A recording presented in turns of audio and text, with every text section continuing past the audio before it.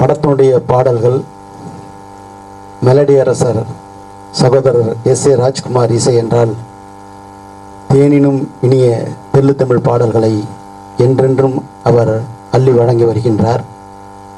செவியிலே செந்தேன் மழை, புவியிலே எஸ்.ஏ. ராஜ்குமாரின் சங்கீத அலை என்ற அளவில் நல்லதொரு பாடல்களை நவின்றிருக்கிறார். இந்த படத்திற்கு ஒரு மிகப்பெரிய வரவேற்பு. நல்ல டைட்டில், அதாவது கமர்ஷியல் டைட்டில். சோக்காலின்னு சொல்லும் போதே டெஃபினட்டாக படத்தில் என்ன இருக்கிறது என்பது படத்தினுடைய பாடல்களே நமக்கு அத்தாட்சி கூறுகிறது வெற்றிக்கு. ஆனால் ஓப்பனிங் டெஃபினட்டாக நல்லா இருக்கும். படத்தில் விஷயம் இருக்குது.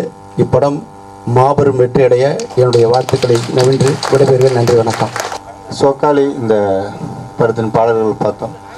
நம்ம எஸ்.ஏ. ராஜ்குமார் சாரை பற்றி சொல்லவே வேணாம். எத்தனையோ சில்வர் ஜூபிலி படங்களுக்கு சூப்பர் ஹிட் பாடல்கள் கொடுத்தவர்.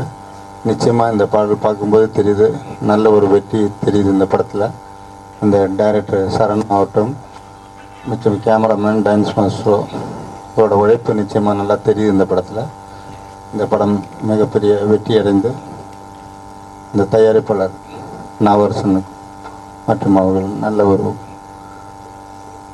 ப்ராஃபிட் அடைந்து இந்த கம்பெனி மேலும் பெரிய நிறைய படங்கள் எடுக்கணும் என்று வாழ்த்து விடைபெறுகிறேன். நன்றி, வணக்கம்.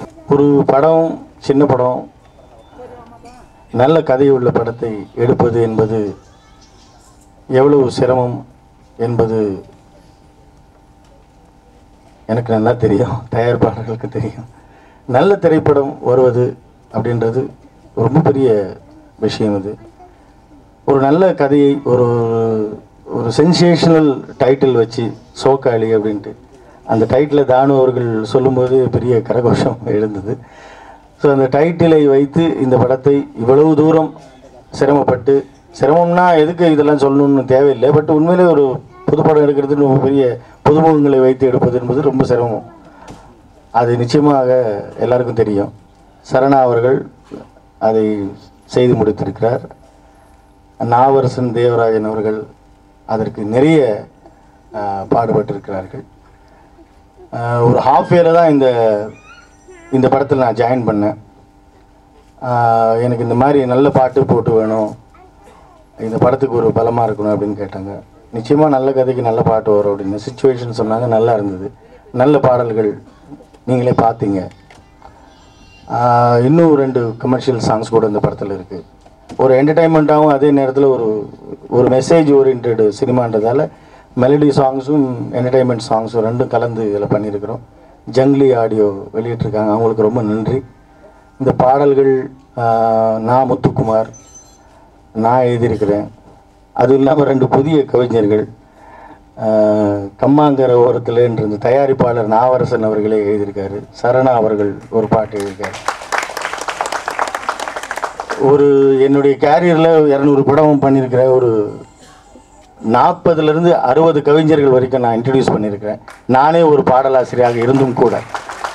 ஸோ சினிமா அப்படின்றது ஒரு இலக்கியமான விஷயந்தான். அது என்னதான் இருந்தாலும் இலக்கியம்தான். அதில் பாடல்கள் இலக்கியம், கதை இலக்கியம்தான். இந்த இலக்கிய சுவை அப்படின்றது எப்போதுமே குறையக்கூடாது.